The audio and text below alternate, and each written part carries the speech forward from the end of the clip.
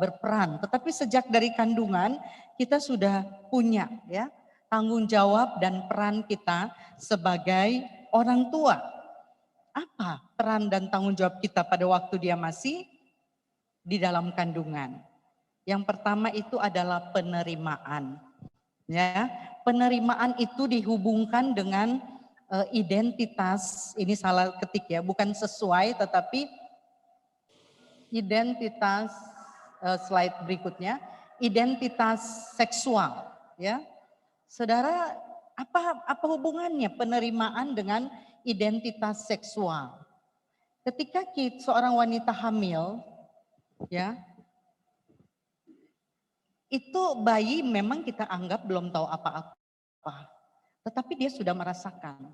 Ketika dia hadir di dalam perut ibunya, walaupun masih sangat kecil, dia sudah tahu apakah dia diterima atau tidak oleh orang tuanya. Saudara, kenapa ini penting?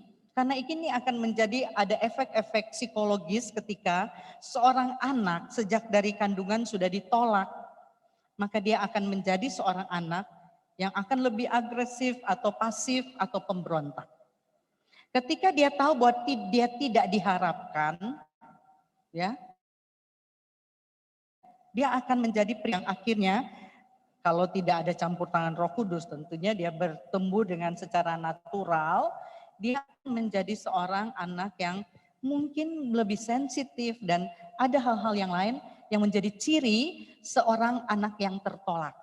Itu sebabnya sejak dari kandungan kita sudah sebagai orang tua, fungsi peran tanggung jawab kita adalah menerima anak itu. Ya, kalau kita ada kan maksudnya zaman sekarang ada yang anak muda kecelakaan, kemudian hamil. Orang tuanya nggak pengen punya anak itu, tapi bagaimana sudah hamil misalnya ya. Papa mama kakek neneknya juga nggak terima, itu bisa ada pengaruh nantinya. Itu sebabnya sebagai orang tua, papa mama sejak masih bayi, anak masih di kandungan, kita harus ada sikap penerimaan. Ya, kadang-kadang bukan cuma karena menikah karena kecelakaan dan sebagainya, anak tidak diharapkan. Ada juga karena anaknya tuh sudah berturut-turut 5 perempuan. Sekarang ke-6 di USG perempuan lagi. Waduh. Jadi di dalam hati mau gimana ini ya? Saya termasuk produk begitu. Tapi zaman dulu belum ada USG, saudara ya. Jadi kakak saya 5 perempuan. Dulu itu saya lahir di Manado ya, ada rumah sakit Gunung Wenang yang sekarang jadi hotel apa? Formosa. Oh, Peninsula. Jadi rumah kami tuh di bawah Gunung Wenang itu. Ya, jadi dekat-dekat Gunung Wenang. Jadi waktu mama saya melahirkan saya, papa saya datang mau tengok. Kan dulu nggak ada telepon, dulu nggak ada WA gitu ya, nggak ada USG. Jadi waktu di jalan dia ketemu orang yang turun dari rumah sakit dan dia tanya, anak saya apa, perempuan atau laki? Kemudian orang itu bilang perempuan, langsung dia pulang. Ya, papa saya yang mau nengok mama saya melahirkan, langsung dia pulang, dia kecewa karena anaknya perempuan, sudah nomor 6 masih perempuan lagi. Kalau orang Tionghoa itu selalu mau cari laki-laki, minimal harus ada satu laki-laki. Ya, saya menyadari ini ketika saya belajar tentang psikologi. Dan saya tahu, oh ternyata begitu. Ya, ketika ada penolakan dari orang tua, nah anak-anak ini ada reaksi ya secara psikis. Itu sebabnya makanya saya meletakkan ini pada poin yang pertama, sejak dari kandungan, apapun alasan kita hamil, itu kita harus menerima. Dia itu perempuan atau laki, harus ada penerimaan dari orang tua. Dan ini akan membuat anak tuh lahir dengan secara baik dan normal. Kemudian penerimaan ini juga berhubungan erat dengan identitas seksual. Ya, kemarin saya baru mengikuti satu seminar dari Dr. Andik Wijaya, dia seorang pakar seksologis dan dia mengatakan dia sangat aktif ya di dalam pro-life, mempertahankan hidup, mencegah aborsi dan membangun generasi muda yang kudus di hadapan Tuhan. Jadi dia selalu berbicara belak-belakan tentang bagaimana seks bebas, bagaimana pemuda-pemudi harus dijaga, bagaimana anak-anak kita harus dibentengi dari berbagai bahaya, seks bebas, kemudian abortion, dan juga sekarang yang adalah apa? Seks sejenis, homoseksual, lesbian, dan juga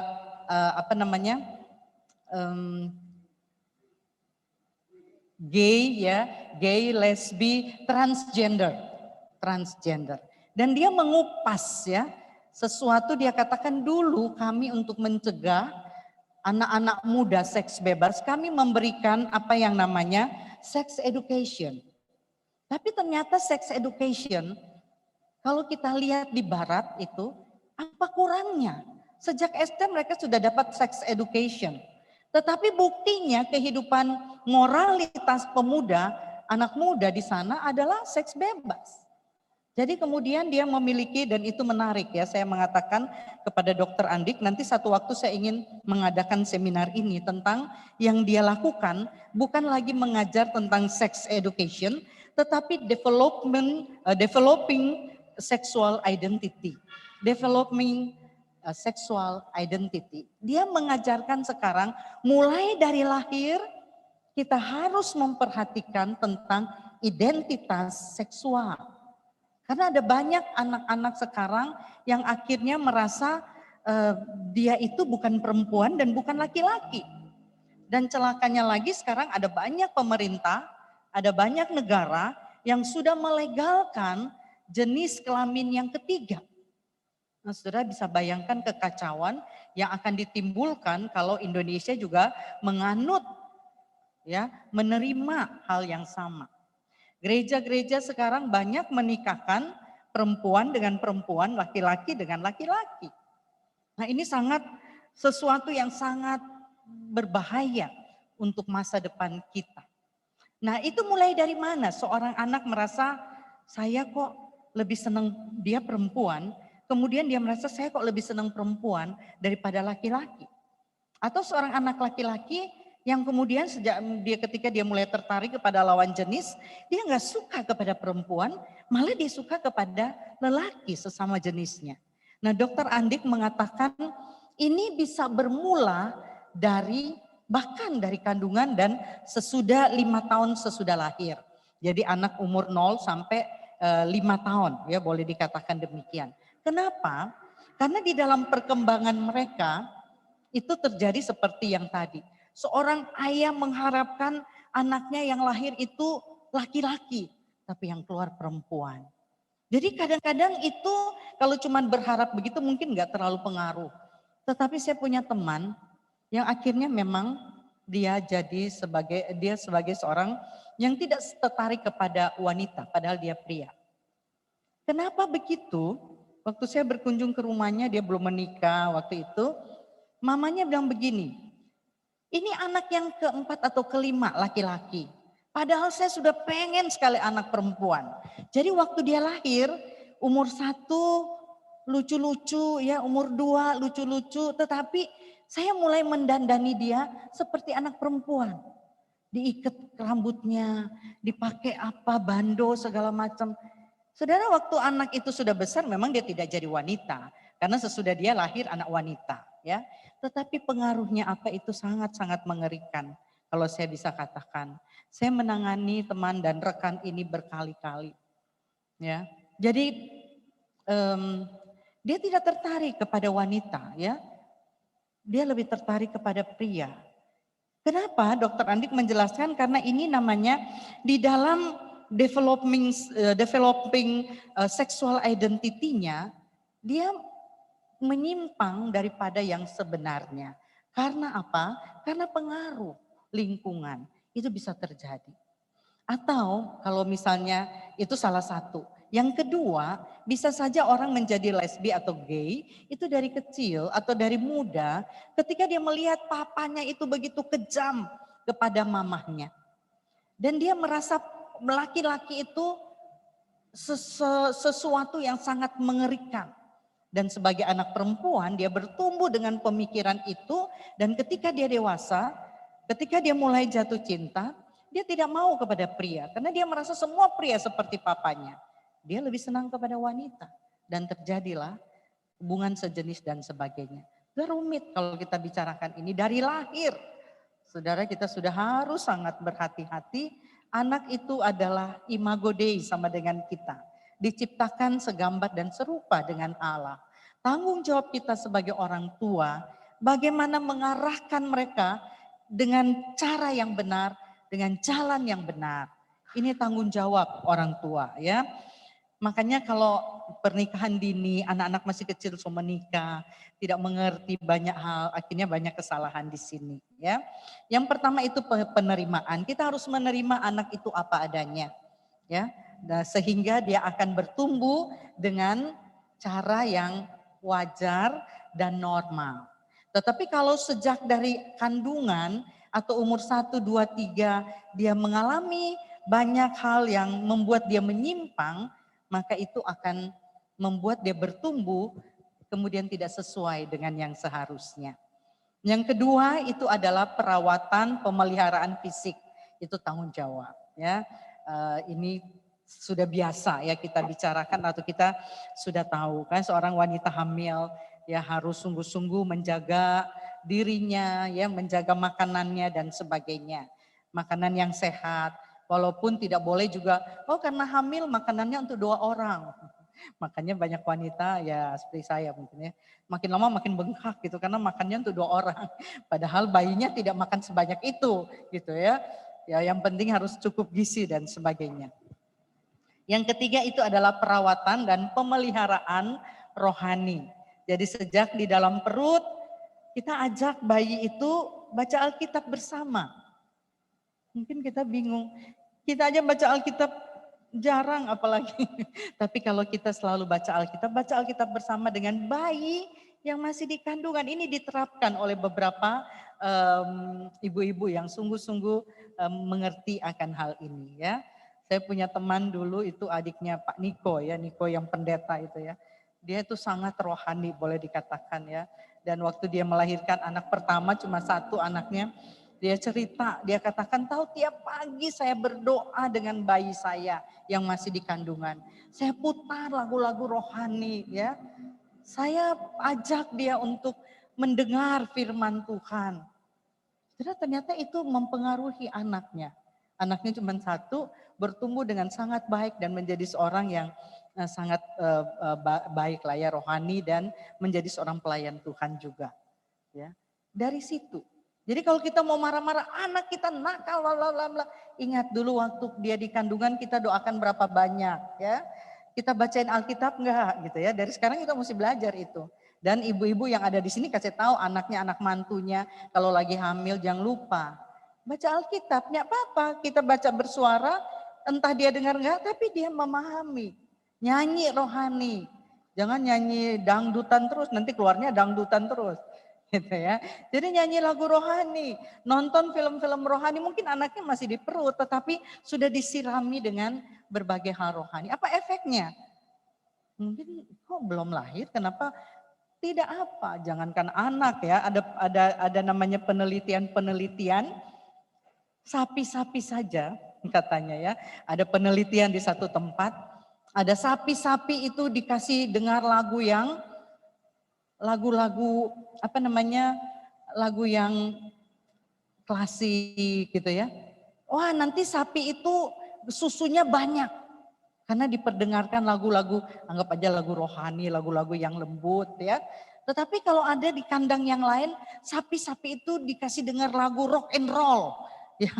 Dan ternyata susunya sedikit. Itu penelitian. Termasuk babi-babi. Saya melihat di satu tempat kayaknya Malaysia atau di mana. Itu babi-babinya diurus dengan sangat bersih. Termasuk pakai speaker untuk kasih dengar lagu. Dan kalau orang dengar lagu bagus tentu DP mutu jadi bagus ya, DP daging, DP apa semua katanya jadi lebih bagus. Binatang aja bisa begitu ya. Nah, apalagi kita ya. Jadi kita melihat bahwa sejak dari kandungan itu adalah peran dan tanggung jawab papa dan mama merawat anaknya bukan saja secara fisik ya, juga secara rohani. Ya, terima kasih. Sudah balik Ibu. Oke, berikutnya sesudah lahir kemudian menjadi anak. Ini bagian kedua ya. Sebelum kita masuk ke bagian yang kedua, kita diskusi dulu. Ada yang mau nanya? Yang bagian pertama, yang penasaran boleh nanya. Nggak usah malu-malu, orang kan masih bertanya kalau ingin tahu.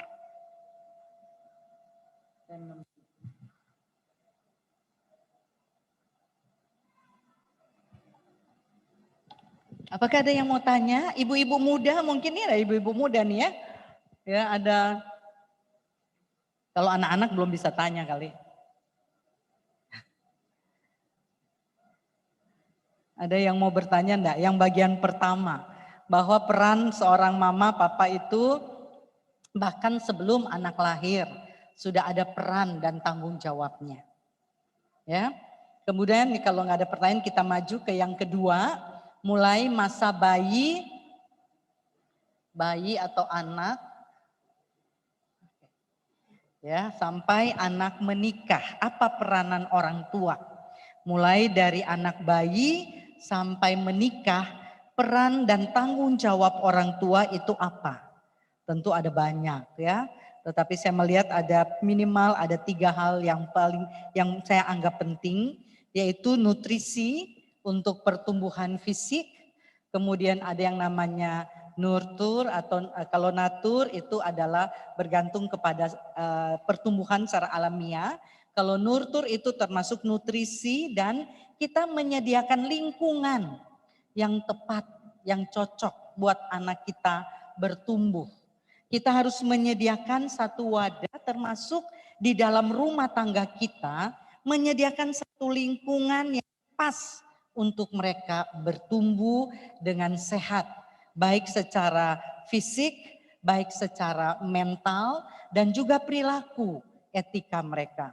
Jadi di dalam keluarga kalau kita mau anak-anak menjadi anak-anak yang baik, anak-anak yang terdidik dengan etika mental, ya dengan karakter yang baik, kita harus menyediakan lingkungan yang baik untuk mereka. Termasuk sekolah yang cocok, yang terbaik, tidak selalu yang terkenal dan yang termahal, tidak. Ya, anak-anak kita tuh berbeda. Ketika kita menyediakan lingkungan untuk sekolah, tidak selalu harus yang termahal atau yang terpopuler di tempat atau di daerah kita. Tetapi yang pasti harus sesuai dengan apa yang dibutuhkan oleh anak itu. Karena ada anak-anak kita yang terlahir tidak terlalu bright ya, tidak terlalu smart ya. Mungkin IQ-nya tuh nggak terlalu tinggi ya. Dia lebih banyak menyukai hal-hal yang praktis. Kita jangan masukin dia ke sekolah yang tuntutannya sangat tinggi. Kalau di Jawa tuh yang terkenal tuh biasanya seperti Petra ya, kalau di Jawa Timur atau kalau di Jawa Barat Jakarta itu kalau sekolah Kristen ya, itu seperti SMAK ya, SMAK Kristen BPK itu benar-benar tuntutannya tinggi. Kalau saya lebih banyak di Kalam Kudus itu lebih ke menengah ya, menengah dan terlalu tinggi ya, jadi menengah ke bawah masih bisa. Karena itu akan mempengaruhi anak. Ketika anak itu tidak terlalu mampu secara intelektual, kita sekolahkan di sekolah yang menuntut dia sangat keras, itu juga akan membuat anak frustasi. Jadi kita harus mengenal anak. Tapi kalau dia memang mampu, kasih masuk di sekolah yang betul-betul menuntut yang tinggi. Ya, ada anak sekolah minggu saya dulu, itu unik ya, yang saya ketemu baru satu. Yang seperti itu. Kalau sudah musim libur, papa mamanya bilang begini, mamanya khusus, aduh pusing bu, ini anak kalau libur malah di rumah itu nggak betah, pengennya sekolah. Jadi kalau libur dia tidak mau libur, dia pengen sekolah terus, pengen sekolah, marah-marah dia kalau libur. Karena memang anak ini sangat smart. Ya, waktu SMA dikirim ke Jakarta, waktu saya di Bandung, dikirim ke Jakarta masuk di BPK, yang khusus yang melatih anak-anak SMA waktu dia sudah SMA untuk olimpiade sampai ke luar negeri. Karena memang dia mampu. Tapi coba kalau anak yang lain disuruh begitu ya kelepek-kelepek gitu ya, peper orang Manado bilang. Ya mungkin gitu ya. Tapi ada anak semacam ini. Dia di sana berapa tahun dikirim kemana-mana, olimpiade matematika, olimpiade fisika. Saat ini anak ini sedang menempuh S3 ya. Beberapa tahun lalu saya ketemu di Melbourne. Sekarang S3, dia tidak mau berhenti sekolah. Papa mamanya sampai bingung. Ini anak kok nggak mau berhenti sekolah ya. Tapi memang itulah anak-anak kita berbeda. Tentu berbeda dengan sekarang saya punya anak 2 ya. Satu agak smart ya, lumayan lah. Nggak terlalu malu-maluin. Tetapi yang kedua memang lambat ya. Sudah dites psikolog, dites ini, dites itu, memang hasilnya dia kurang. Slow learner istilahnya secara psikologi ya. Slow learner. Jadi orang pelajaran sudah dia kelas 4 ya, mestinya dia sudah tahu pelajaran kelas 4, dia baru tahu kelas 2. Ya jadi susah sekali mau suruh dia baca Alkitab terbata-bata. Terakhir saya tanya, kelas 4 loh ya dia, SD negeri di kampung memang. Saya tanya 10 tambah 10 berapa dek? 50 toh, hah? 50, banyak sekali, makanya anak kalau berjualnya mau untung ya atau malah rugi. Tapi dia memang sangat lambat. Tapi kita menghargai dia. Saya kadang-kadang juga tidak mau terlalu memaksa, tapi terus mendorong dia untuk belajar. Tadinya saya khawatir, aduh masa kelas 2 belum bisa baca, masa kelas 3 belum bisa baca ya. Tapi ya Tuhan memang punya cara. Dia memang tidak terlalu smart di dalam berhitung dan sebagainya. Tapi dia punya kemampuan yang lain. Ya, dia suka memasak walaupun dia baru umur seperti itu. Saya suruh dia masak nasi, dia bisa masak nasi. Dia suka bikin pancake, dia suka bikin apa. Cuman saya selalu bilang ke adik ini, nak, ngana mesti tetap belajar menghitung. Karena kalau ngana bajual, kalau ngana ninta bahitung, ya kesiang bagaimana linya mau untung ya. Kadang-kadang di kita kan tinggal di asrama, jadi banyak kakak-kakak. Kadang dia bikin pancake, mama bikin pancake yuk kita jualan. Dia bawa pancake, dia jualan ke kakak-kakak. Terus pulang tanya, mana doi dang? Ini no, mak dia nintau berapa tuh doi? Dia bilang kalau orang sebikin bodoh nggak nintau. Ya karena dia tidak tahu menghitung dengan cepat. Nah sekarang dia sudah mulai. Ya sudah mulai lebih lancar. Ini tergolong namanya slow learner. Ya, anak-anak yang lambat untuk belajar. Tapi nanti kalau orang SMP, orang bisa menyusul teman-teman yang lain. Tetapi di awalnya agak susah. Jadi kita sebagai orang tua harus memahami anak. Dulu kita selalu bilang, kamu lo nggak mau nulis, kamu lo malas, kamu lo tidak mau berusaha. Tapi setelah saya bawa dia ke psikolog, setelah kita ngobrol, dia dites dan sebagainya, kita tidak pernah lagi bicara seperti itu. Karena memang dia slow learner, kita harus memahami dia. Jangan diburu-buru, dipaksa-paksa, karena memang IQ-nya juga hasilnya segitu, memang adalah slow learner. Ya nggak apa-apa, mari kita terima, kemudian kita ajak dia berkreasi dengan apa yang menjadi bakat atau talenta yang Tuhan sudah berikan kepada dia. Ya, nah bagi saya inilah kita menyediakan tempat dia bertumbuh, karena anak-anak kita tidak sama. Ada anak yang smarter, tapi ada anak yang memang lebih kurang IQ-nya. Tetapi dia punya kecerdasan di hal yang lain. Anak ini pintar bergaul, pintar ngomong ya. Pokoknya kalau belum tidur belum berhenti bicara. Ya di sepanjang jalan kalau mau naik oto, aduh dia coba renti sedikit so sakit di telinga begitu ya. Tapi kadang-kadang seperti itu dia sadar, oh iya jadi seperti itu. Nah saudara, kita melihat seseorang ayah ibu harus mengerti anaknya sehingga tidak diperlakukan semua sama rata. Dulu mungkin kita bisa berkata, kepang anak kakak bisa, kepang anaknya bisa. Nggak boleh begitu. Karena memang tapi kakak itu lain, saya lain. Kalau anak yang sudah lebih besar dia bisa bilang begitu. Kakak kan lain, kita lain. Tapi orang kan nyata bisa bilang begitu. Tapi orang dulu-dulu kan semua kan. Ya untung Jo, bertumbuh dengan bye-bye. Ya, dengan anugerah Tuhan. Tetapi kalau sekarang orang bisa belajar, orang tahu. Ada sekolah untuk anak-anak yang berkebutuhan khusus ya. Kebetulan saya di kampus mengajar tentang ini ya, tentang psikologi ya. Jadi bagaimana menghadapi orang tua yang anak-anaknya, juga saya mengajar anak berkebutuhan khusus, orang tuanya stres dan sebagainya. Saudara, itu kita mesti pahami. Ya, peran kita adalah menyediakan tempat, lingkungan yang baik untuk mereka bertumbuh. Di lingkungan sekolah, tadi saya sudah sampaikan, di lingkungan rumah, ini yang penting. Saudara, jangan pikir saya hamba Tuhan di rumah suami istri juga nggak pernah berantem. Ya, berantem itu artinya bukan baku pukul, bukan ya. Maksudnya baku ambil mulut juga ada karena mempertahankan masing-masing punya pandangan. Tiap kali kalau kami sudah agak besar berbicara suami istri, biasanya anak saya itu sudah mulai tutup telinga. Ya, kemudian saya sudah tahu ini tidak bagus. Ya, kadang-kadang dia berteriak, "Jangan, Kok." Ini bukan pakai bahasa Manado, dia minta bahasa Manado. Dia selalu mengatakan, "Sudahlah," gitu ya. Nah, karena saya orang Manado, saya selalu bilang begini, "Nggak apa-apa deh, ini bukan berantem, Mama memang suaranya keras." Gitu ya. Karena saya membela diri seperti itu. Saya suaranya keras, nggak apa-apa. Kita tidak berantem, kita lagi berdiskusi. Cuman sudah mulai panas gitu ya. Tapi lama-lama saya menyadari itu tidak baik ya. Kalau mau diskusi silakan diskusi, jangan anak-anak menjadi penonton. Karena itu suatu contoh yang sangat tidak baik ya. Mau siapa menang, mau siapa kalah, anak-anak itu sudah terluka.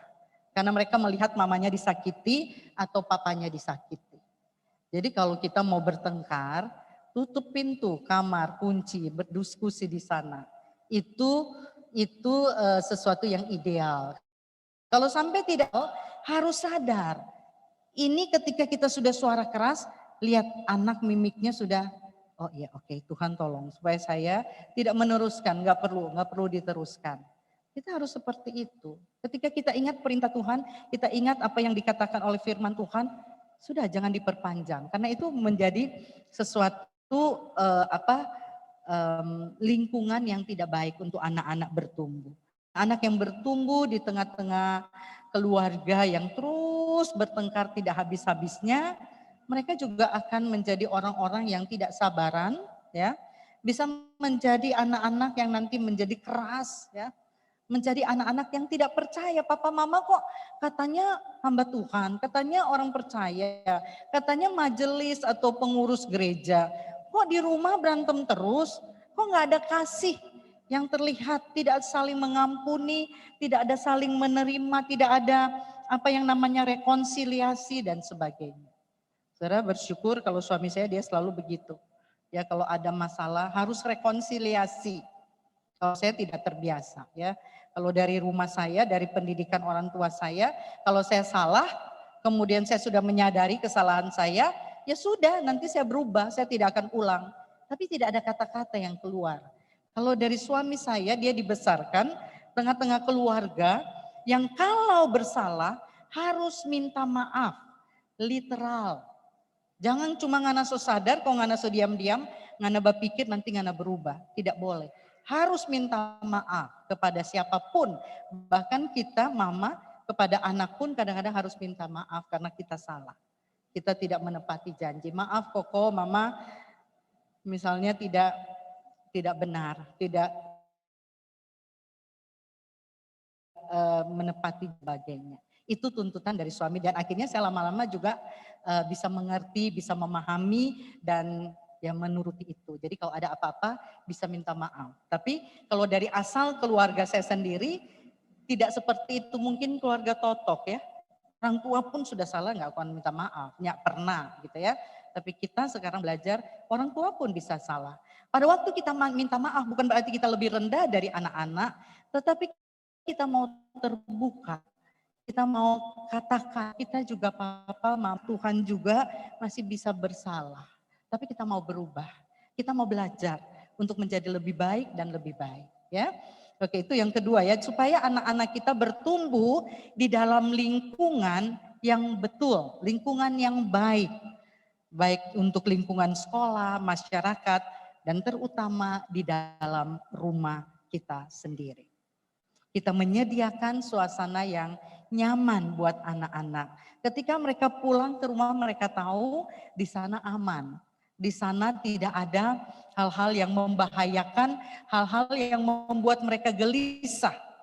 Tetapi di rumah itu ada sesuatu yang membuat mereka betah di rumah. Karena papa mama boleh saja berbeda pendapat, tetapi bisa saling berkomunikasi dengan baik. Nanti kita akan bicara sesi kedua ya tentang komunikasi ya. Bagaimana berkomunikasi yang baik supaya kita menyediakan nurture itu lingkungan yang baik buat anak-anak ya. Yang ketiga yang kita harus lihat peran daripada orang tua ketika masa bayi sampai mereka menikah, itu adalah tanggung jawab kita untuk mendidik mereka di dalam pertumbuhan iman dan rohani. Sejak kecil kita mengajak mereka berdoa bersama, ya bersekutu, mezbah keluarga bersama. Saudara, ini sesuatu yang harus dibiasakan. Ya memang tidak selalu bisa bertemu dulu, kita juga sangat sibuk ya sebagai hamba Tuhan juga sangat sibuk sana sini gitu ya. Tetapi sekarang ketika anak-anak sudah mulai lebih mengerti, dia kelas 4, kelas 6, punya waktu tiap kali kalau mau tidur kita kumpul, kita bisa berdoa, bisa sharing, bisa saling gantian berdoa, hafal ayat. Nah itu harus dibiasakan dari mereka masih kecil. Menceritakan cerita-cerita Alkitab ya. Saya pernah bertemu dengan seorang ibu, dia bercerita dengan sangat bangga. Ya, dia itu seorang seorang majelis di sebuah gereja di Surabaya. Dia katakan, tahu nggak Bu, saya itu dari anak saya umur masih kecil, ya tiap malam saya bacakan buku cerita kepadanya. Sejak dia masih belum mengerti huruf, sampai mereka sudah SD, ya SD kelas 1, sudah bisa baca, mereka bisa baca sendiri cerita-cerita Alkitab. Dan dia katakan, puji Tuhan anak-anak saya bertumbuh dengan takut akan Tuhan, menjadi seorang anak yang sangat luar biasa. Walaupun dia di lingkungan yang banyak godaan, banyak kesulitan, banyak cobaan. Tetapi dia bisa memiliki nilai, value, kebenaran, firman. Saudara gak cukup cuman mendorong anak ke sekolah minggu satu kali. Dan sepanjang 6 hari dia nonton macam-macam yang merusak pikiran dan merusak otaknya. Ya. Kita harus memberikan makanan rohani setiap hari. Ya, membaca Alkitab setiap hari. Ya, anak saya mulai kelas 6 ini saya kasih jadwal untuk membaca mulai dari Kejadian. Supaya mereka terbiasa. Ya, terus dikontrol walaupun enggak selalu dia mau. Pagi-pagi kadang-kadang dia sudah mau kabur kemana dan sebagainya. Harus diteriakin, harus diingetin, harus terus seperti itu. Kadang-kadang pakai ancaman atau pakai reward ya. Kalau kamu baca nanti dapat ini, dapat itu. Pokoknya diusahakan agar mereka itu bisa bertumbuh. Dan bagaimana mereka bisa bertumbuh? Melalui pembacaan Alkitab, melalui perenungan, melalui menghafal ayat. Nah itu mereka boleh bertumbuh di dalam imannya ya. Jadi ketika kita memiliki anak dari bayi sampai menikah, tanggung jawab kita ya. Pendidikan, makanan yang sehat, kemudian lingkungan yang baik termasuk di dalam keluarga ya, di rumah tangga kita. Oke, kemudian bagian yang ketiga ya, saya membagi ini dalam fase atau periode yang namanya masa perkembangan ya, karena manusia itu ada masa-masa perkembangan, umur berapa sampai berapa namanya apa. Nah, saya bagi seperti ini supaya kita gampang memahami. Ya, jadi yang ketiga ini ketika anak sudah menikah, apa peran kita?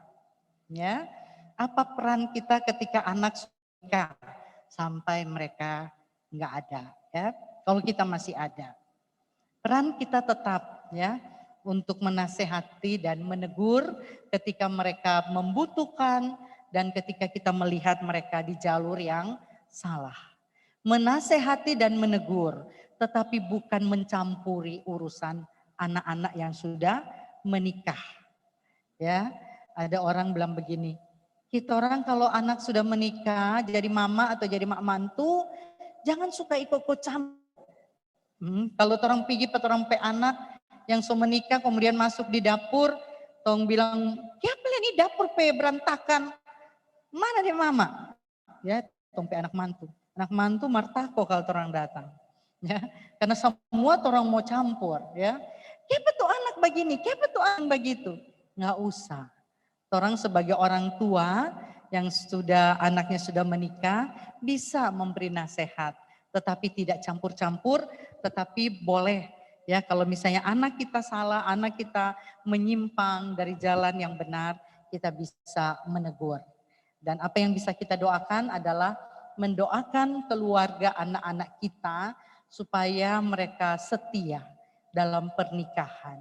Tidak menganggap pernikahan itu sebagai sesuatu yang remeh, sebagai sesuatu yang tidak terlalu berharga.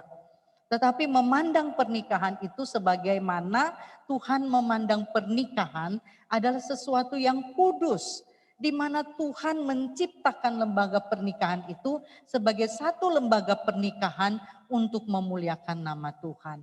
Orang terus menopang di dalam doa untuk keluarga anak-anak kita yang sudah menikah. Tetapi bukan cuma pada waktu mereka sudah menikah. Mendoakan anak itu mulai dari dorang ada di dalam kandungan. Dan semakin terus sampai mereka sudah berpisah dengan kita ya karena menikah dan sebagainya. Oke, selesai untuk bagian pertama orang tua. Kita masuk ke anak-anak. Saya juga bagi dua ya. Anak-anak itu sebelum menikah dan setelah menikah ya. Ini ada banyak anak-anak juga di sini. Apa peran kita? Ya, di tengah-tengah rumah tangga. Karena Tuhan juga sudah berbicara kepada kita dalam Efesus 6 ayat 1 tadi mengatakan apa? Hai anak-anak. Apa anak-anak sudah hafal ini? Ini ayat yang pertama yang saya ajar kepada anak-anak saya. Hafal. Hai anak-anak, taatilah orang tuamu. Ayo anak-anak SMP mana? Ada yang sudah hafal ini? Itu dasar yang paling kuat ya. Untuk kalian bisa mengerti kenapa kalian mesti taat. Kenapa kalian mesti taat kepada papa mama. Walaupun papa mama itu bukan presiden direktur, bukan orang kaya, bukan orang terpandang. Tetapi mereka adalah orang tuamu, wakil Allah di dunia ini. Taatilah orang tuamu di dalam Tuhan. Ya, itu adalah perintah yang Tuhan berikan kepada anak-anak. Termasuk kita orang tua yang dulu juga adalah anak. Taat. Dan memang pelajaran pertama yang harus diajarkan kepada anak-anak sejak mereka masih bayi itu adalah taat. Saudara, unik ya kehidupan manusia. Anak masih bayi pun kadang-kadang harus diajari untuk taat. Ya, tetapi anak-anak bayi pun bisa memberontak dan bisa memanipulasi orang tuanya. Ya, anak-anak itu senjatanya yang paling ditakuti orang tuanya apa? Waktu masih kecil, waktu masih bayi. Nangis, kok tahu kamu? Oh aduh dia belum jadi papa tapi dia sudah tahu ya. Hebat Jeremy.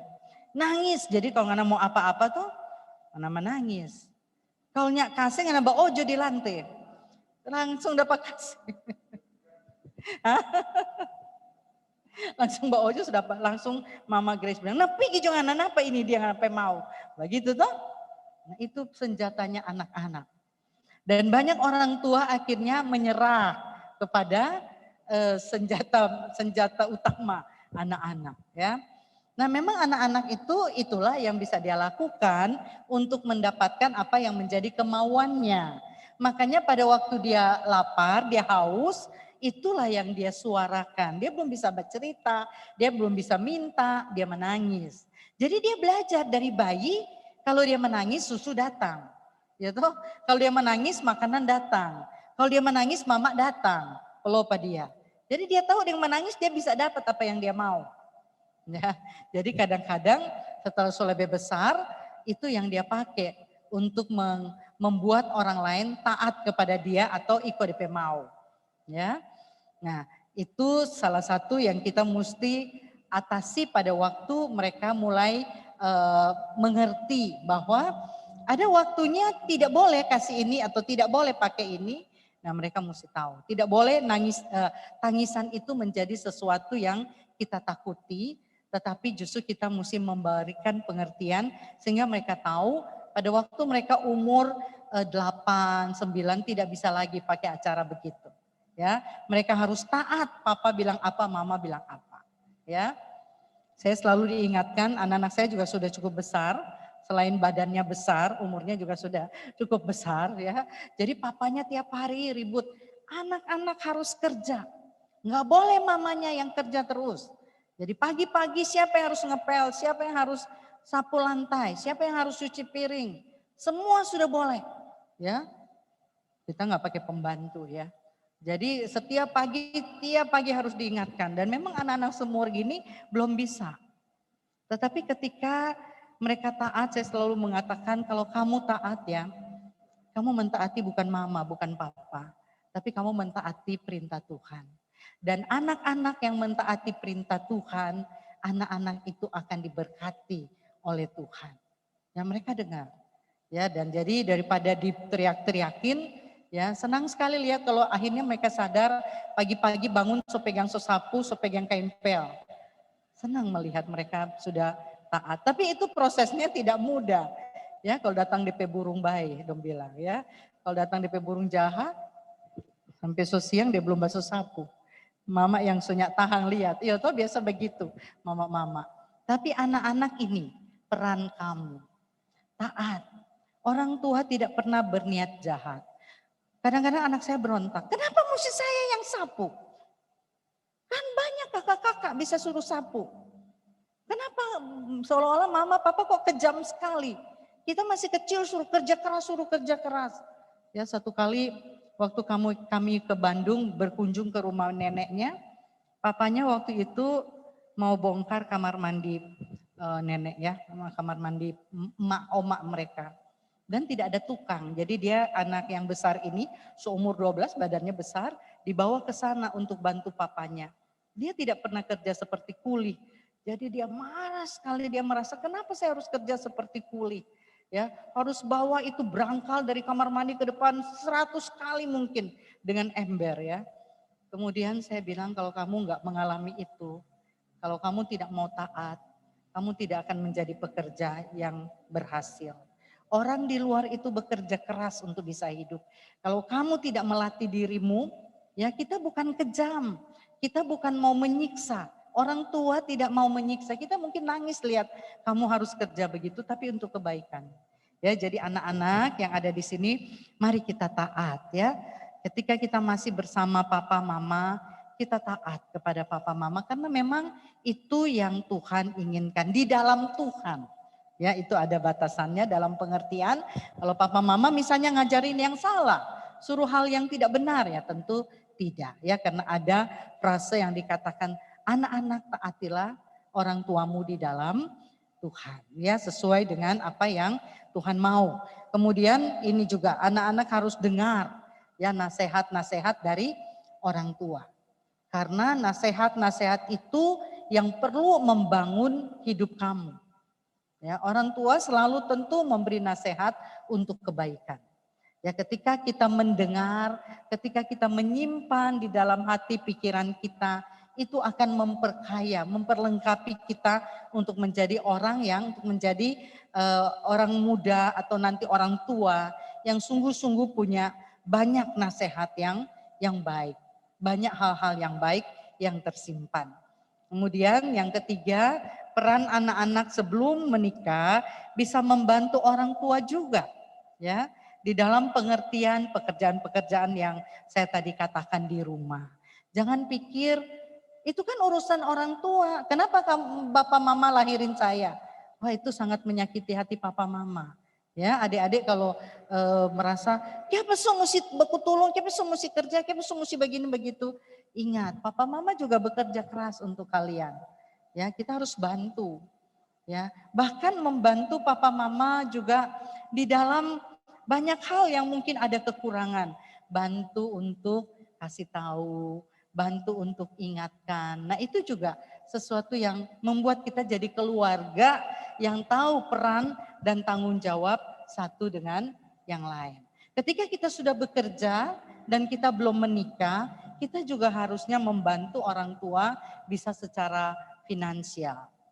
Ya, ada anak-anak yang sudah bekerja, belum menikah, tapi tidak mau ya membantu orang tuanya sehingga orang tuanya juga harus tetap pontang-panting padahal sudah susah, mereka tidak mau bantu.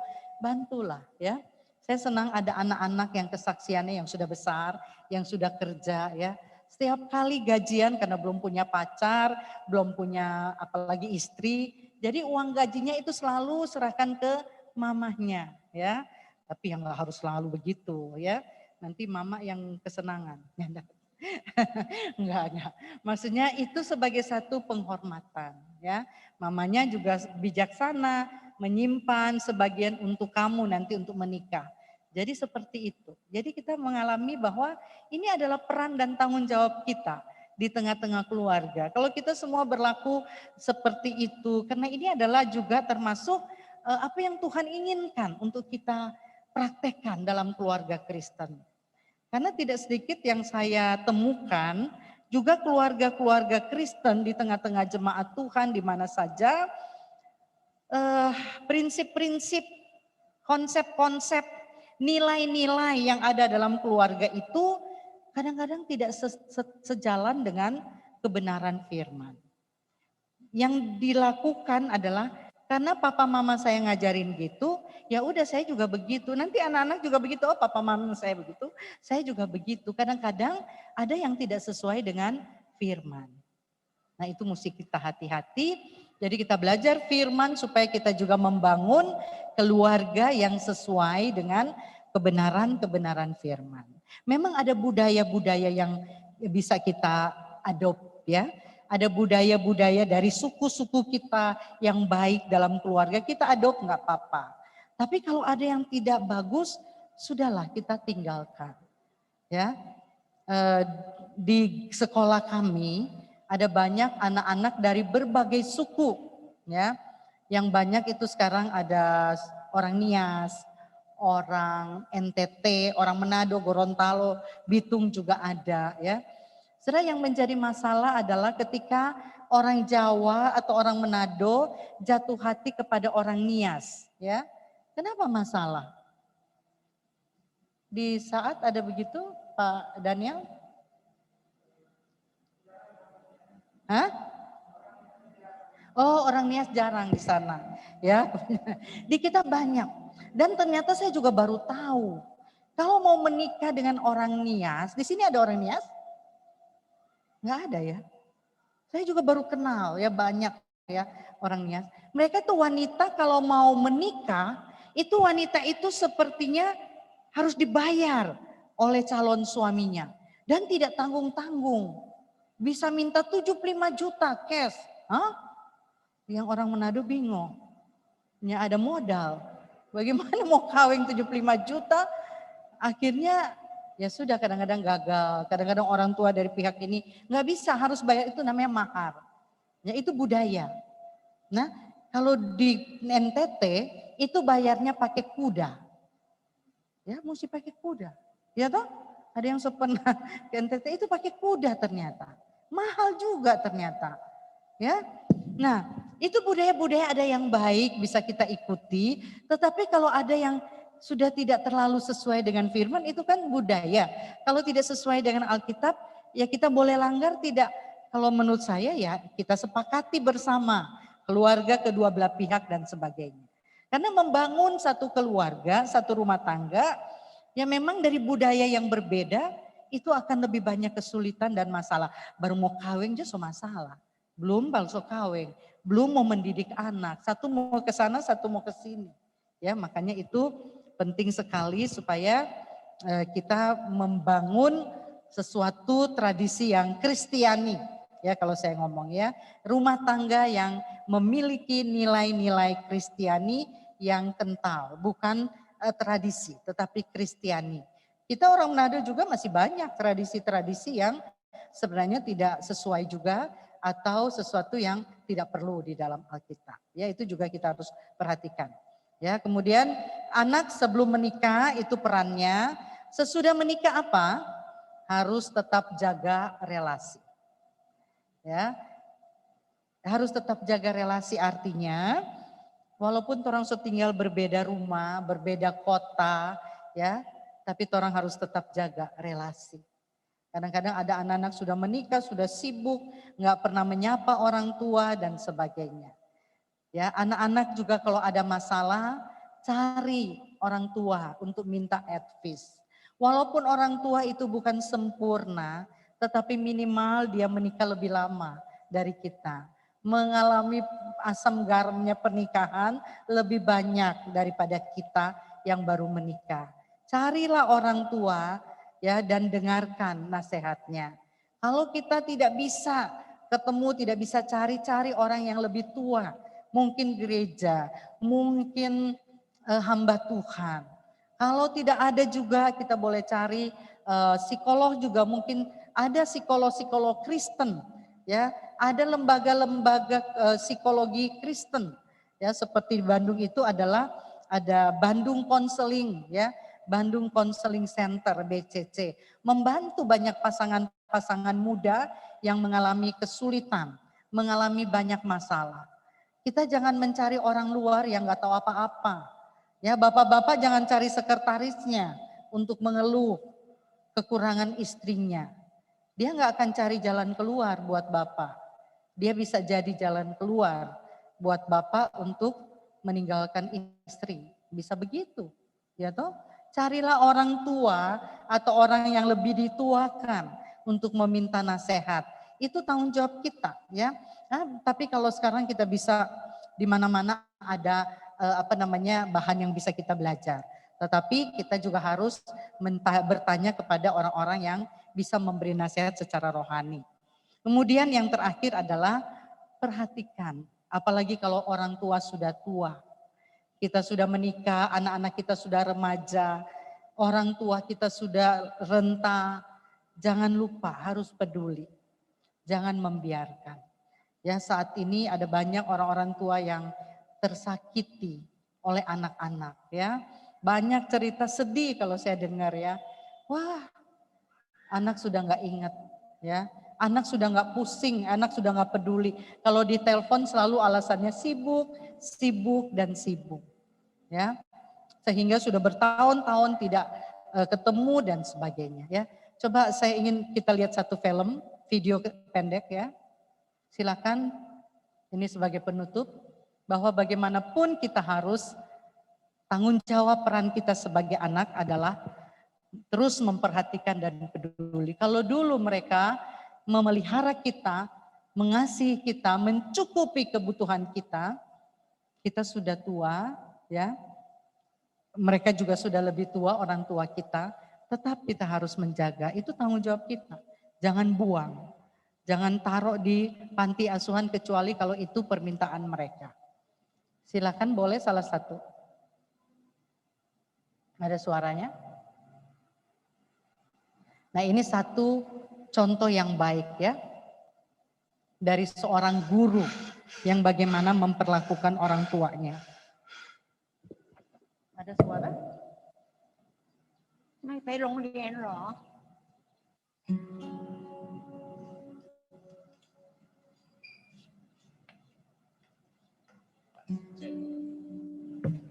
Ini satu contoh yang baik. Karena nggak ada yang jaga mamanya. จำนวนต่อไปเป็นอะไรครับ Dia bisa membawa mamanya ke tempat dia bekerja. ก็เห็นใจของแกนะแต่ที่นี่ดูเนี่ยมันไม่ใช่บ้านนั่นดิเด็กจะเอาสมาธิที่ไหนไปเรียนนะเห็นลูกบอกว่าบางทีอ่ะก็ให้เด็กคอยนั่งเฝ้าด้วยนะ เอาแม่มาทุกวันแบบเนี้ยสงสารเด็ก แ จริงๆอะหาคนดูแลเป็นเรื่องเป็นราวอะน่าจะดีกว่าเนี่ยผมกำลังคิดอยู่ว่าผมจะลูกไปเรียนที่อื่นดีลูกดี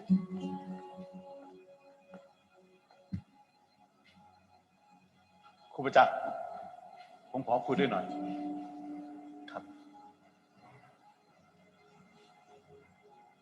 แม่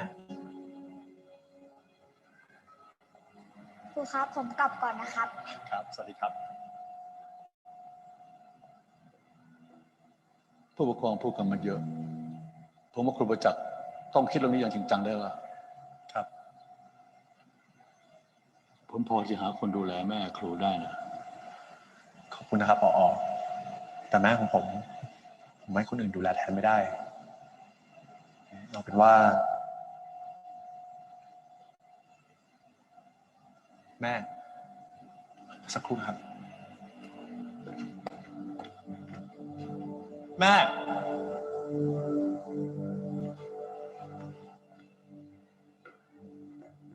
แม่แม่แ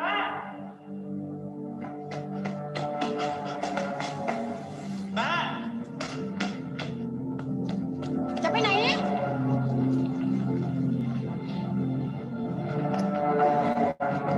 แม่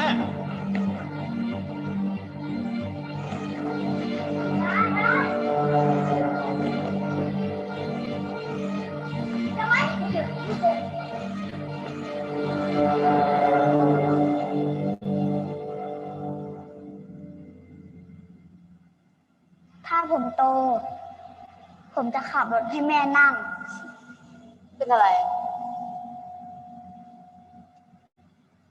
แม่จอด อะไรอะลูก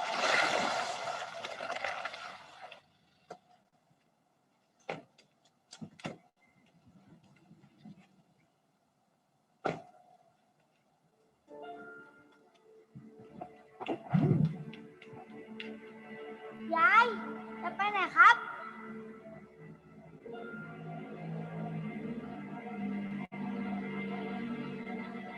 ที่ผมนัดผู้ปกครองมาวันนี้ก็ได้เรื่องที่หลายท่านร้องเรียนกันมานั่นคือเรื่องครูประจักษ์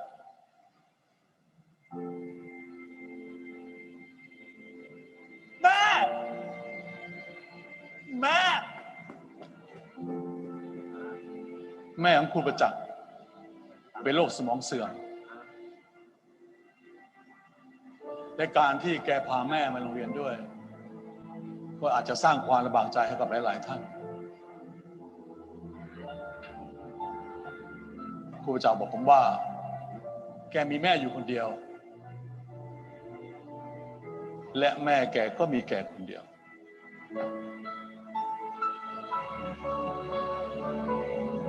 ที่ผ่านมามีหลายโรงเรียนต้องการครูประจักษ์ไปสอนแต่แกก็ปฏิเสธเพราะอยากอยู่ใกล้แม่ครูประจักษ์มักพูดเสมอว่าแม่คือผู้ให้ชีวิต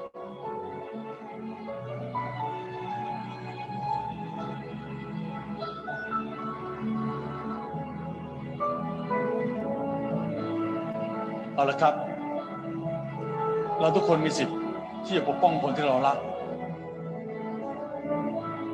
ถ้าท่านใดในห้องนี้เห็นว่าครูประจักษ์ไม่มีความเหมาะสมกับการเป็นครูที่นี่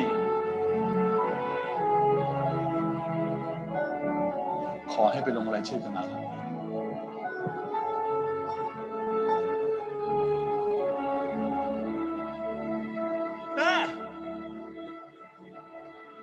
แม่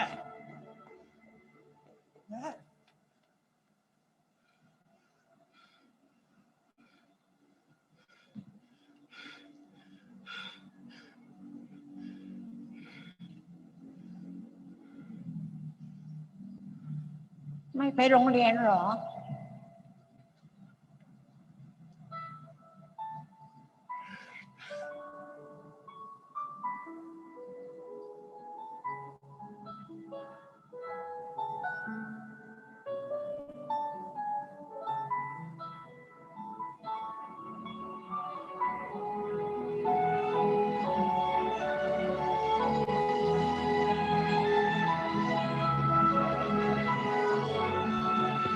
Oke, kita melihat ini contoh yang baik ya, seorang anak yang berbakti kepada orang tua sampai pada masa tua memberi inspirasi, memberikan contoh teladan. Ya, ketika kita mengasihi orang tua, menghormati, mencintai mereka sampai masa tua mereka, itulah seharusnya yang kita lakukan sebagai orang percaya. Itulah yang menjadi tanggung jawab kita sebagai anak-anak ketika kita masih memiliki orang tua. Ya, walaupun ada juga yang sebaliknya, tetapi kita diajarkan dan kita belajar sore hari ini, kita harus menghormati, menghargai, mencintai orang tua kita sampai mereka lanjut usia. Jangan lupa bahwa kita juga nanti akan menjadi tua. Kita juga akan menjadi orang tua, ya, yang sampai rentah mungkin. Nah, kita berharap juga anak-anak kita juga akan mengasihi kita. Ya, banyak orang yang mengatakan, saya sudah sangat sibuk dengan keluarga kecil saya. Bagaimana mungkin untuk memperhatikan orang tua? Tapi bagi kita orang percaya, kita anak-anak Tuhan, kita harus selalu minta kepada Tuhan, izinkan saya membalas orang tua dengan segala kebaikannya. Melakukan apa yang terbaik buat orang tua yang sudah memberi kehidupan, yang sudah memelihara kita. Ya, saudara, ada seorang jemaat saya sangat bersyukur, dia seorang yang dulu Muslim, kemudian menikah dengan orang Kristen dan menjadi Kristen.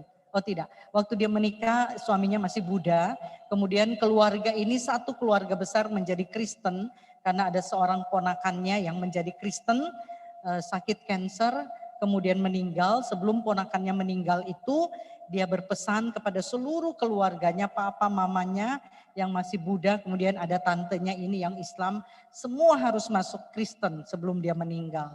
Dan mereka semua menjadi Kristen, termasuk pasangan yang suaminya Buddhis dan istrinya Muslim itu. Saudara, dan menarik saya menjadi menjadi teman mereka selama bertahun-tahun, dan saya melihat ada sesuatu yang unik ya. Ibu ini walaupun dia Muslim tapi kemudian jadi Kristen. Pada waktu mertuanya, papa mertua, mama mertua sudah tua dan sakit-sakitan, saudara, anak-anaknya yang lain gak mau peduli. Ya, mereka bilang, ya sudahlah kamu aja yang urus. Dan anak mantu ini sangat baik ya. Saya menyaksikan sendiri karena mereka tinggal tidak jauh dari rumah saya. Bagaimana dia merawat papa mama mertuanya dengan sangat-sangat tulus, dengan sangat baik. Ya, dan dia selalu bilang begini, saya bersyukur kepada Tuhan. Tuhan mempercayakan orang-orang tua kepada saya. Ya, saya bersyukur kalau saya bisa merawat mereka. Karena ini semua adalah anugerah Tuhan. Dia tidak melihat orang tua ini sebagai beban. Tapi dia melihat ini sebagai satu anugerah. Satu kemurahan Tuhan. Nah, sekarang Ungkung dan Poponya sudah meninggal ya. Tapi saya terkesan dengan ibu ini. Dia hanya seorang mantu. Oh, Kongkong emaknya juga cerewet. Bukan orang yang diam saja tapi cerewet ya gini-gini. Tapi dia sangat sabar. Dan saya melihat dia diberkati oleh Tuhan. Karena Tuhan melihat bagaimana apa yang dia lakukan, apa yang dia taburkan. Menghormati, menghargai orang tua seperti yang firman Tuhan katakan. Ya, hormati, kasihi orang tua. Ada berkat yang Tuhan akan berikan bagi setiap kita. Ya. Yang terakhir dalam Efesus 5 ayat 32, ini berbicara semua hubungan, peran dan tanggung jawab orang tua dan anak yang dibicarakan di dalam Efesus ini. Paulus kemudian menutup dengan mengatakan, tetapi rahasia ini besar. Hubungan peran kita dalam keluarga itu menggambarkan hubungan Kristus dengan jemaatnya. Jadi kalau kita di dalam keluarga tahu memegang atau berperan, bertanggung jawab sesuai dengan apa yang Tuhan inginkan, maka itu juga akan terbawa ke gereja. Ketika keluarga-keluarga Kristen kuat berakar di dalam kebenaran, di dalam Kristus, di dalam firman, maka kita akan mendapatkan atau kita akan menjadi gereja juga yang kuat ya, ini enggak diganti. Gereja yang kuat dan bertumbuh, Slide next. Ini dia ya yang Efesus 5 menggambarkan hubungan Kristus dengan jemaat. Kemudian slide terakhir sekali adalah kalau kita mempunyai peran di dalam rumah tangga dan bertanggung jawab seperti yang Tuhan mau, kita menjadi keluarga yang kuat juga, menjadi keluarga yang bertumbuh juga, dan menjadi keluarga yang berdampak, ya, menjadi kesaksian. Mari kita berdoa. Bapa, kami bersyukur untuk paparan seminar yang boleh kami pelajari bersama tentang peran dan tanggung jawab kami sebagai anggota keluarga, sebagai papa mama, sebagai suami istri, sebagai orang tua ataupun anak.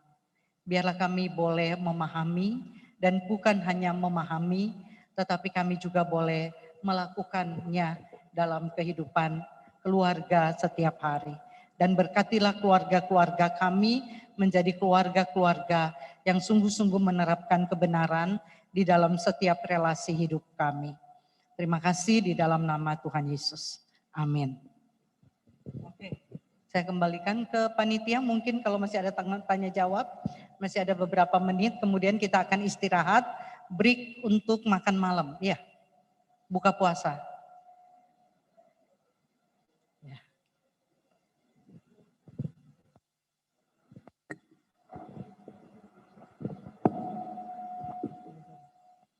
Ya, Bapak Ibu Saudara-saudara, tadi kita sudah mendengarkan pemaparan materi sesi yang pertama mengenai tugas dan tanggung jawab anggota keluarga, baik itu orang tua ataupun anak-anak. Ya, apabila saat ini ada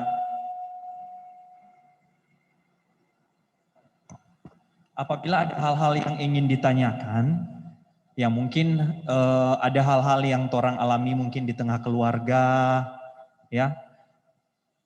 Ada sesuatu yang ingin torang tanyakan mungkin menurut terang kebenaran firman Tuhan harus seperti apa, sebaiknya orang tua itu bagaimana, ataupun mungkin kita anak-anak ya, di sini ada pemuda dan remaja juga anak-anak, dipersilakan. Ini waktu untuk torang boleh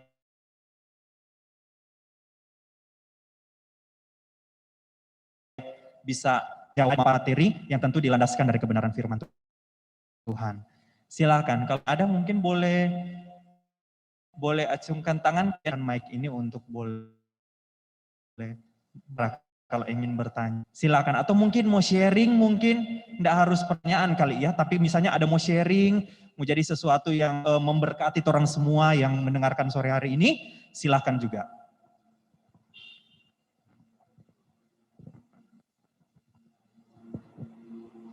Ya, baik Bapak Ibu Saudara yang ada di gedung gereja ataupun yang mengikuti melalui Zoom ya. Silakan. Oke, ada pertanyaan, mungkin ada pertanyaan di kolom chat di Zoom. Nanti akan dibacakan oleh panitia. Enggak apa-apa, bisa tanya, bisa curhat, enggak. Curhat boleh sendiri ya. Yuk, silakan Pak Daniel.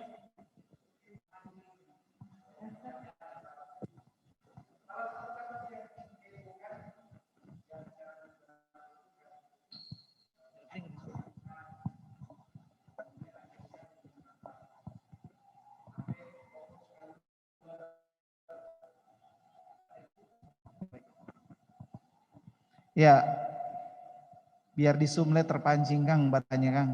Oke. Salah satu yang heboh di nasional ini itu adalah kasus katanya ada seorang mantan gubernur yang istrinya kemudian akhirnya menurut dia ada affair. Jadi disfungsi ini, keluarga yang disfungsi. Ya masalahnya itu tentang perselingkuhan. Ya saya sih berdoa, belum tahu banyak sih di Bitung berapa. Kemarin Pendeta Indra bilang katanya gara-gara itu angka perceraian jadi tinggi. Saya nggak tahu. Semoga tidak ada di Gemim Kristus Bitung. Nah, bagaimana kira-kira mengatasi masalah disfungsi ini keluarga, secara khusus berkaitan dengan perselingkuhan. Nah, thank you. Kalau menurut Pak Daniel sendiri bagaimana?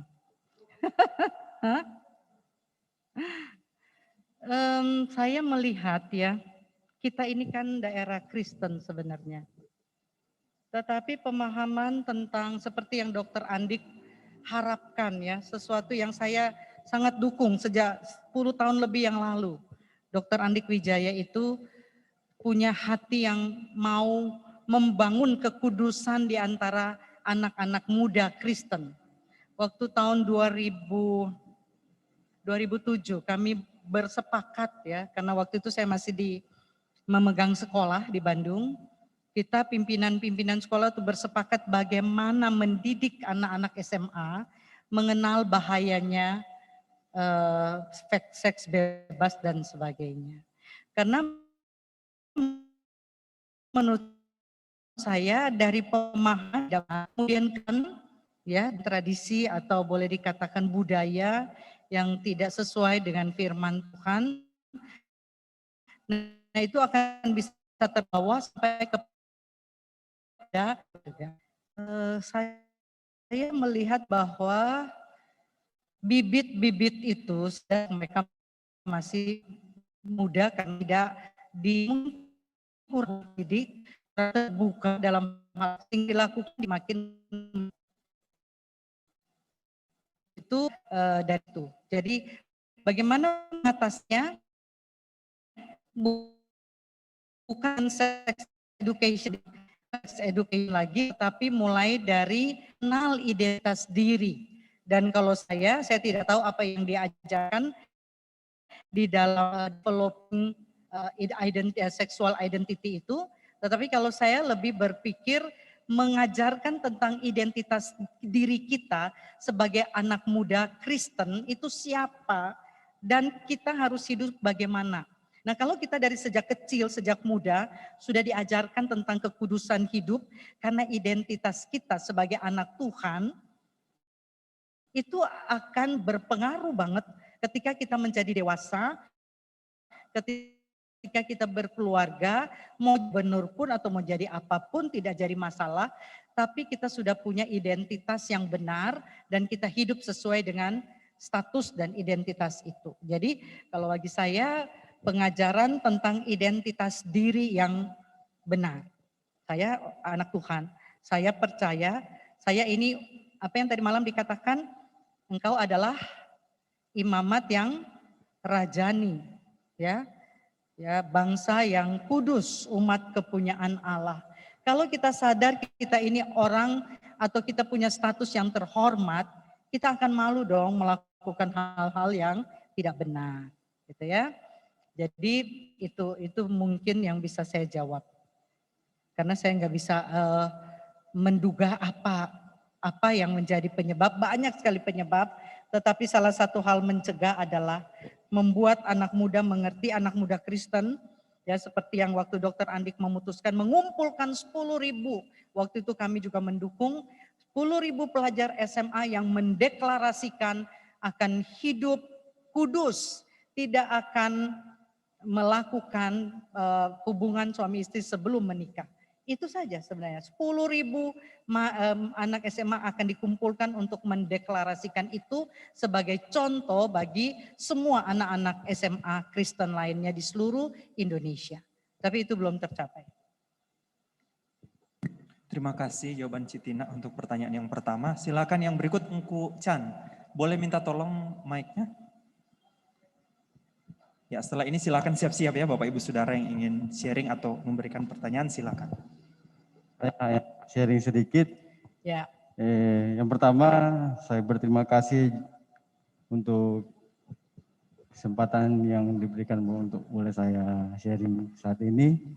Yang pertama, saya berterima kasih kepada kedua orang tua saya yang mendidik saya, membesarkan saya sampai saat ini, dan boleh berkeluarga saat ini. Karena saya dari kecil diajarkan kedua orang tua saya dari kecil kalau pulang ke sekolah harus ke toko, bantu orang tua di toko, bekerja bersama dengan mereka, bahkan pulang sampai malam.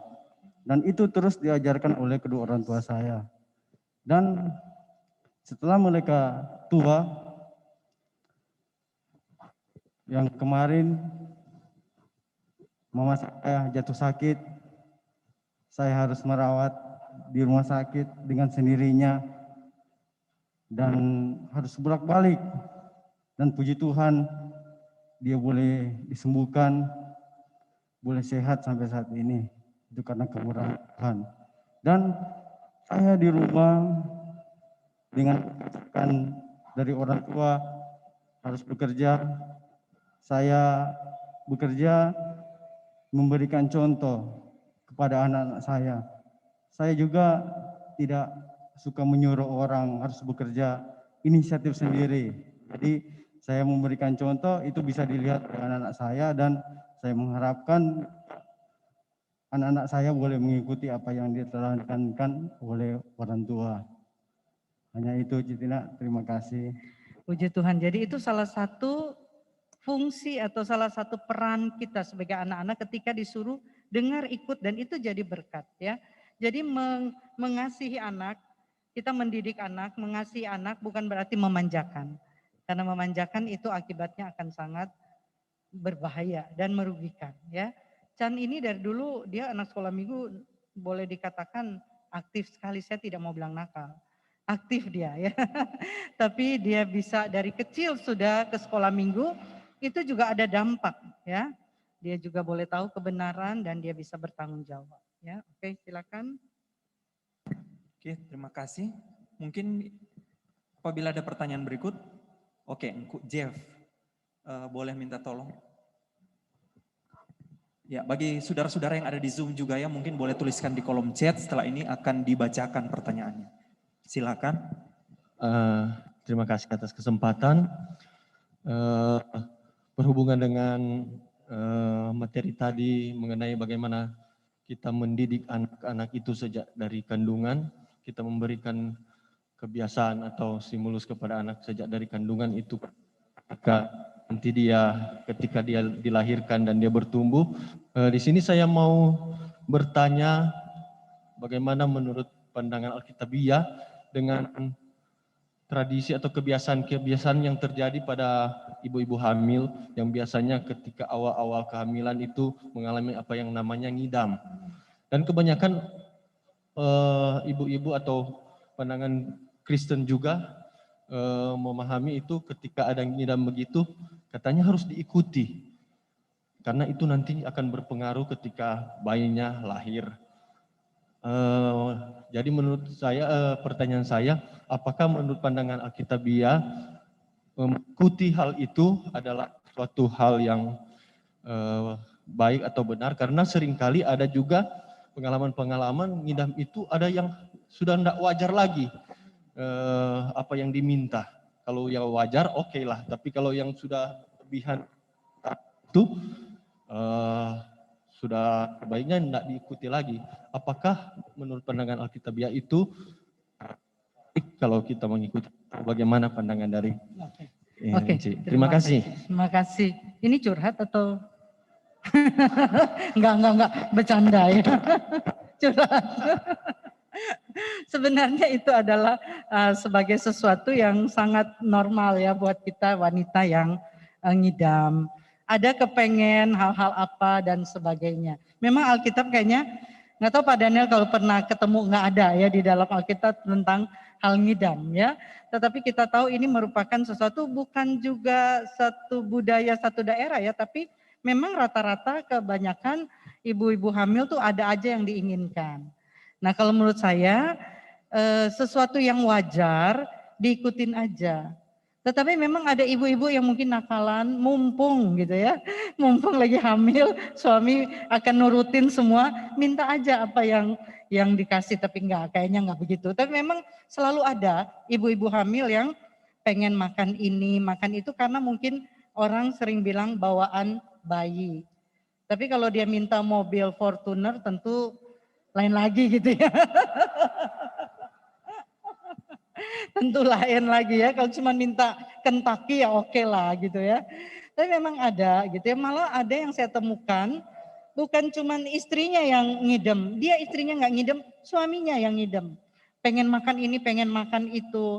Saya belum menemukan di dalam Alkitab itu bagaimana, tetapi itu kalau secara fisik lah ya, itu mungkin ada hormon-hormon tertentu ya, yang membuat kita wanita yang sedang hamil itu kayaknya pengen ini, pengen itu dan sebagainya. Tetapi nggak boleh juga kemudian terlalu memperlakukannya dengan sangat, oh kalau nggak begini, nah ini yang baru jadi budaya. Kalau kamu nggak kasih ini nanti begini. Nah itu sudah lain lagi. Ya, kalau nggak diikuti nanti ngana ini begini begitu. Nah itu juga jangan. Ya harus diteliti lagi lah. Dia kita juga sekarang zaman modern begini sudah sangat mudah untuk mendeteksi apakah itu adalah memang sudah seharusnya dan itu memang efek daripada kehamilan atau sudah efek yang lain. Ya itu aja sih. Alkitab nggak bicara banyak. Cuman kalau saya secara pribadi menangani yang hal-hal seperti ini menyaksikan, ya diturutin sebatas yang bisa. Tentunya jangan suruh merusak barang orang segala, oh jangan bisa gitu ya. Ya kalau cuma soal makan apa, kayaknya cuma dalam hal makanan begitu. Atau kalau minta dikelonin ya nggak apa-apa, itu bisa juga. Tahu ya dikelonin. Oke.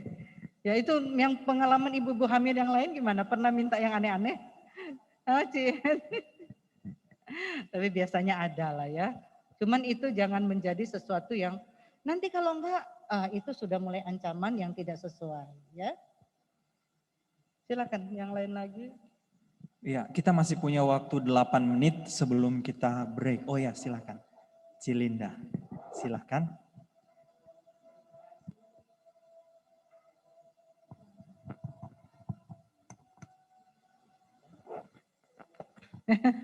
Enggak apa-apa. Oh sudah. Terima kasih atas kesempatan yang sudah diberikan. Tanya Cina, kadang orang sebagai orang tua sebagai orang tua kadang orang pilih kasih terhadap anak. Dan dalam 4 bersaudara ke 5 bersaudara, kadang anak satu orang perhatikan lebih dan anak lain kadang mengiri dan begitu toh. So tahu-tahu orang tua so salah, tapi orang tua selalu bilang, oh sebetul orang tua ini so adil terhadap kasih sayang pada anak-anak. Dalam kenyataannya itu nggak terjadi keadilan itu dan kadang anak-anak kan itu luka dan enci. Kira-kira dan terhadap orang tua dan jadi kira-kira orang bukan main leh. Secara manusia nafsunya orang tua dan bukan main dia bilang mati-matian dan jadi bagaimana kita sebagai anak orang luka itu dan mengampuni tapi kita kesesaran dan citina so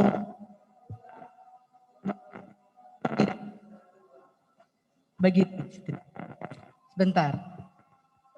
Jadi Linda, maksudnya Linda merasakan seperti ada ketidakadilan dari orang tua. Jadi kita harus bersikap bagaimana? Ya, oke. Ini juga memang terjadi di mana-mana juga ya. Orang-orang tua yang sudah lebih tua gitu ya. Kadang-kadang memang menyakitkan. Ada memang orang-orang tua yang misalnya pembagian harta warisannya enggak sama. Itu jelas ada ya. Karena lebih condong sayang ke sini karena istrinya atau suaminya lebih gimana. Enggak terlalu perhatikan anak ini karena keadaan dan sebagainya. Nah sikap kita sebagai anak harus bagaimana?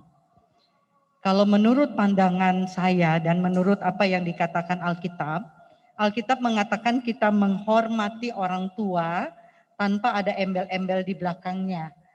Misalnya begini, hormatilah ayahmu dan ibumu kalau dia baik kepadamu. Hormatilah ayahmu dan ibumu kalau dia adil kepadamu. Hormatilah ayahmu dan ibumu kalau dia kaya. Hormatilah ayahmu dan ibumu kalau dia bla bla bla gitu ya. Jadi tidak ada embel-embel. Yang Tuhan ajarkan adalah hormatilah ayahmu dan ibumu. Artinya walaupun terkadang kita jengkel dan merasa jelas bisa ada sakit hati, kecewa ya. Tetapi kita tetap menghargai. Kita berdoa.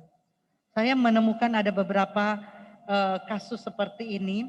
Ketika mereka berdoa, ketika mereka sungguh-sungguh tetap mencintai, memperhatikan, Tuhan loh yang bertindak, bukan siapa-siapa. Itu yang saya pernah temukan. Ya seorang bapak ya, Dia terus bercerita tentang bagaimana dia baiknya ke orang tua, tetapi justru yang selalu diperhatikan adik kakaknya yang lain. Nah saya bilang, kok berdoa, doakan buat orang tuamu, kamu juga doakan jangan kepahitan, jangan sakit hati, jangan membalas. Dan luar biasa loh, beberapa tahun kemudian dia yang menjaga orang tuanya sampai orang tuanya itu mengerti betul, oh ternyata yang ini cuma mau cari harta saya, yang ini cuma mau kejar apa saya. Dan ketika dia bersama orang tuanya, orang tua itu hatinya berbalik kepada dia. Itu bisa terjadi. Tapi mulai dari kita. Karena kita tidak bisa menuding, menghakimi orang tua kita. Kita mendoakan mereka. Nah Tuhan akan ada caranya untuk menyelesaikan atau menyadarkan mereka. Itu yang saya alami. Ya saya bilang doa, ada banyak peristiwa terjadi. Dan akhirnya orang tua menyadari, tahu persis bagaimana kondisinya. Ya, jadi Linda banyak berdoa, ya. Berdoa dan doakan, tetap kita mengasihi, tetap kita harus menghormati. Ya, bagaimanapun juga mereka adalah orang tua kita. Ya, walaupun kadang kita rasanya nggak enak, sesak hatinya. Ya, serahkan tuh, ya, Lin. Oke. Ada lagi? Sudah habis waktunya. Mungkin mau doa makan? Nanti ada sesi 2 kita tanya lagi, ya. Oke, jadi bersyukur ada sesi tanya jawab setelah pemaparan materi yang pertama. Dan sebagai informasi bagi kita semua, kita setelah ini akan istirahat, akan break selama 30 menit. Ya. Berarti nanti kita akan kembali lagi ke sini jam 18.30. Ya. Jadi setelah ini, orang akan break sama-sama ke aula. Sudah ada hidangan yang disiapkan, orang boleh sama-sama nikmati, dan 18.30 nanti orang akan kembali lagi ke sini. Kemudian sekali lagi mungkin bagi Bapak Ibu Saudara yang mengikuti melalui Zoom, nah di sesi yang kedua nanti apabila ada pertanyaan silakan, atau misalnya ada pertanyaan mengenai sesi 1 juga tidak apa-apa, bisa dituliskan di kolom chat, nanti akan kami bacakan ya pada sesi Q&A. Oke, kira-kira demikian penyampaian. Kita akan berdoa bersama-sama sebelum menikmati hidangan yang sudah disiapkan pada sore hari ini. Mari kita berdoa. Sungguh kami bersyukur Tuhan bahwa pada sore menjelang malam hari ini kami boleh berada di tempat ini untuk kembali ditegur, diperlengkapi, bahkan diteguhkan oleh kebenaran firman Tuhan yang dijabarkan melalui materi yang ada. Kami bersyukur kami boleh bersama-sama melalui sesi yang pertama, juga melalui sesi tanya jawab yang pertama, biarlah kiranya itu membukakan mata hati dan pikiran kami untuk boleh menyadari tugas dan tanggung jawab kami sebagai anggota keluarga, baik orang tua maupun anak, agar supaya hidup keluarga kami memuliakan nama Tuhan. Pada saat ini kami mau istirahat dan menikmati berkat Tuhan yang sudah tersedia berupa makanan dan minuman. Biar Engkau Tuhan menguduskan semua itu agar dapat jadi kekuatan yang baru bagi kami. Dan biar selama kami menikmati berkat Tuhan ini, kami juga tetap menjaga sikap dan pembicaraan kami agar supaya tetap berkenan di hadapan Tuhan. Dan nanti kami akan kembali untuk melanjutkan sesi yang kedua. Terima kasih Tuhan, ini doa kami. Di dalam nama Tuhan Yesus kami berdoa dan bersyukur. Amin. Ya, jadi sekali lagi jam 18.30 kita akan kembali ke sini. Silakan semua boleh menuju